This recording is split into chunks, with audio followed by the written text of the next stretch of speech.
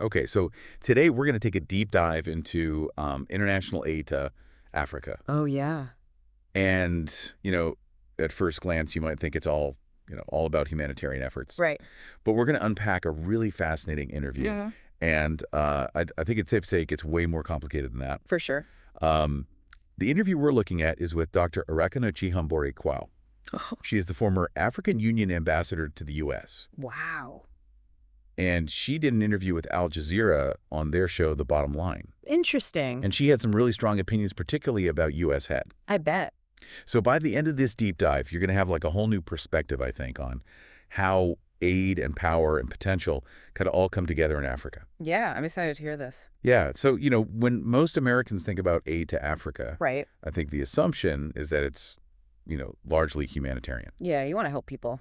Exactly. Makes But Chihombori-Quao argues that there's like this huge disconnect between how we view aid and what's actually happening on the ground.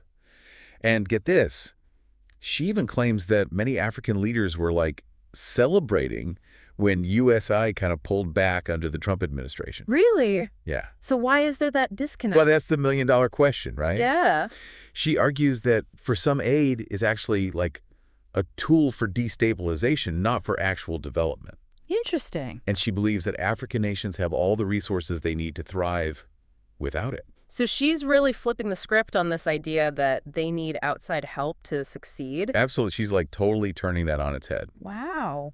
And she uses a couple of examples to kind of make her case. Okay. So one of them is PEPFAR, which is the big HIV/AIDS initiative. Right. And she makes this pretty bold claim that it's been used for what she calls dirty games and experimentation on Africans. Oh, wow. So this is obviously like a very sensitive and complicated history. Yeah, you have to be really careful talking about things like that. Yeah. Right. And we're not endorsing her view here. We're just trying to like lay out her argument. Of course. But it's definitely a provocative one. For sure. And, this skepticism about Western intervention, it's not just limited to like the medical field. Right. She argues that agricultural aid, specifically the introduction of GMOs, might actually be harming African agriculture in the long run. How so? She believes it makes countries dependent on foreign companies rather than, helping them build their own sustainable practices. Interesting. It's like she's saying, hey, we have the resources and the knowledge to feed ourselves. Just get out of the way. Exactly. She's advocating for self-sufficiency. Absolutely. And she has this really compelling example to kind of illustrate her point. Okay, I'm curious. She talks about Niger. Okay. And she says that after Niger took control of its uranium mining, the country's profits went through the roof. Wow. And so she uses this as an example of how African nations can prosper when they control their own resources. Yeah. So it seems like her big message is all about self-reliance and shifting these power dynamics. Absolutely. It's about taking control. And she even calls for African nations to kind of prioritize their own people and their own resources first. What she calls an Africa First approach. Exactly. And it's Right. interesting to think about that alongside, Trump's America First rhetoric. Yeah, very different context, but there are some parallels there. Definitely. They're both pushing back against the kind of established global systems, but they're coming at it from very different places. It makes you wonder if it's a sign of a bigger shift that's happening. Right. Are we seeing kind of a global power dynamic in flux? Yeah, it's a big question.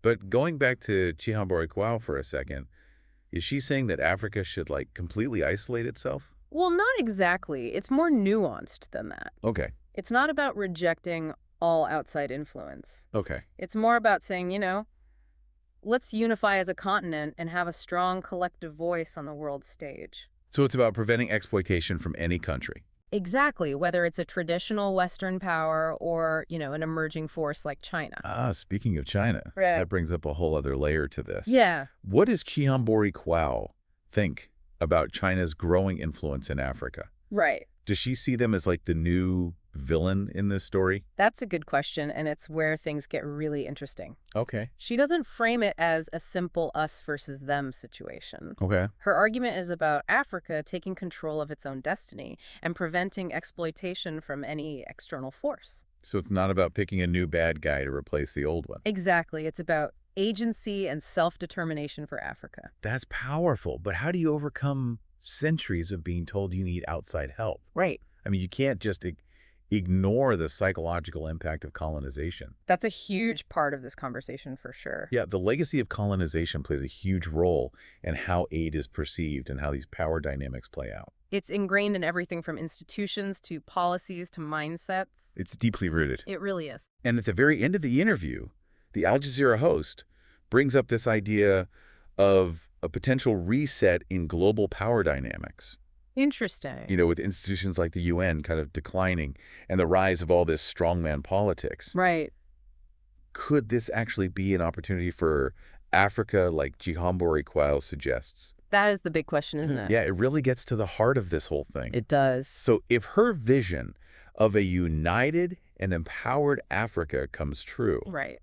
how does that reshape the entire global landscape? What does that mean for international relations, for economics, for development? It's a lot to unpack. It really is. And this is just the beginning of our deep dive. I'm ready for it. Yeah, it really makes you think, huh? Right, like you really start to question some of those assumptions that we just take for granted. Yeah, her perspective really shakes things up. Yeah, she definitely challenges that traditional narrative. For sure. And it's important to remember, you were presenting her argument to kind of give you, the listener, a broader view. It doesn't necessarily mean we endorse every single thing she's saying. Exactly. We're not saying we agree with everything, but it's worth hearing her out. Absolutely. It's about expanding our understanding, You see things from a different angle. Yeah, and one thing that really struck me in this interview was how much she believes in the economic potential of Africa. Oh, yeah.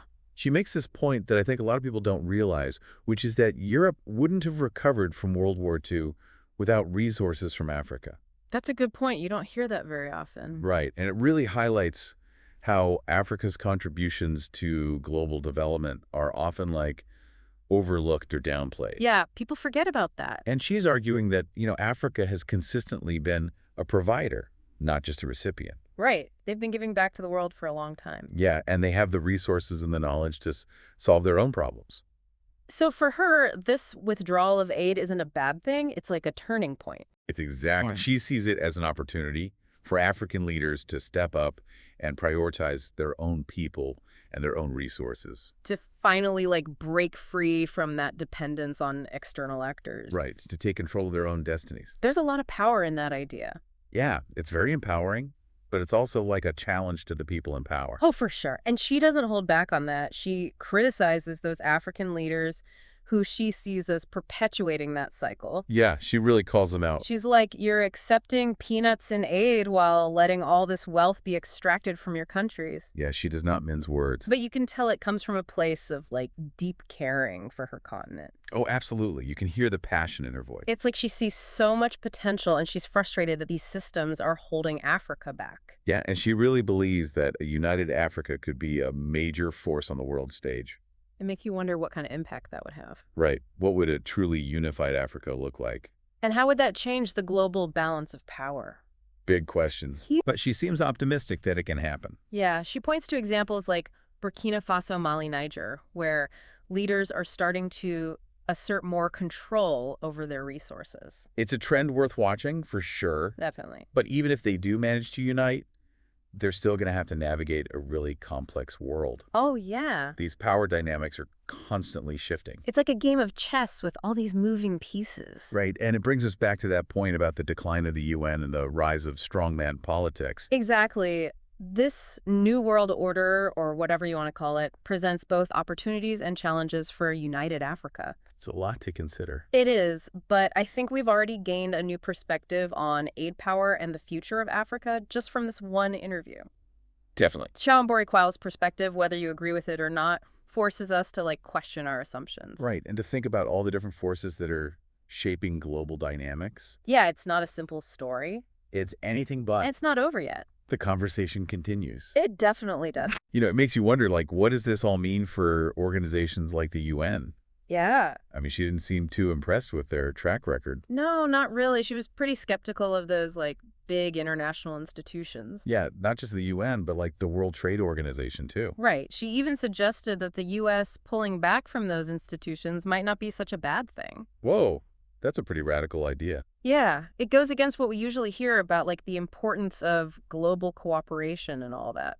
Right. So why would she say something like that? Well, I think it reflects a growing sense of disillusionment with those institutions, Okay. particularly among nations in what's often called the Global South. The global south. Yeah, countries in Latin America, Asia, Africa, Oceania that are often less economically developed. Oh, okay. So basically countries that were largely colonized by European powers. Exactly, and they often feel like they're marginalized in the current global system. So they're not really benefiting from these big institutions. That's Chihombori-Qual's argument. Yeah. She thinks they haven't done enough to address the concerns of developing nations and might even be perpetuating those power imbalances. And her comments about the World Trade Organization were really interesting. Oh, yeah, she did not hold back. What did she say? She basically said the way global trade policies are structured often harms African economies. Right. And she used that example of cocoa production. Oh, yeah, that was a good one. West African nations produce most of the world's cocoa, but they were prevented from processing it before exporting. Right, for a long time they had to export the raw cocoa beans. So they couldn't add value or maximize their profits. Exactly. They were stuck at the bottom of the value chain. It's like the rules were set up to benefit some countries at the expense of others. It really highlights her broader point about African nations needing more control over their own economies. And their own resources. Right, and that's where the conversation about aid and trade gets really interesting. Yeah, because they're totally connected. It's not just about money, it's about power. Exactly. Who has the power to influence or even control other nations?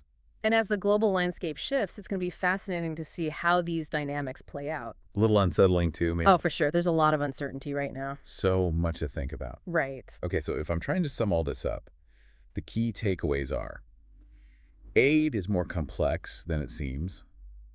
African nations are pushing for self-reliance, and global power dynamics are like in a constant state of flux. That's a great summary. Yeah. But I feel like there's even more to it than that. Oh, absolutely. This is just scratching the surface. Right. So what do you think is like the most important thing for listeners to take away from all of this? I think the most important thing is to challenge our assumptions about aid development and the role of outside actors in Africa. Okay. We need to really listen to African voices and understand their own visions for the future. To imagine a world where every nation has the opportunity to reach its full potential on its own terms. Exactly. And who knows, maybe Chihombori-Quao's vision of a united and empowered Africa will become a reality. That would be amazing. It would be huge. It would reshape the entire global landscape. It's definitely something worth thinking about. It really is.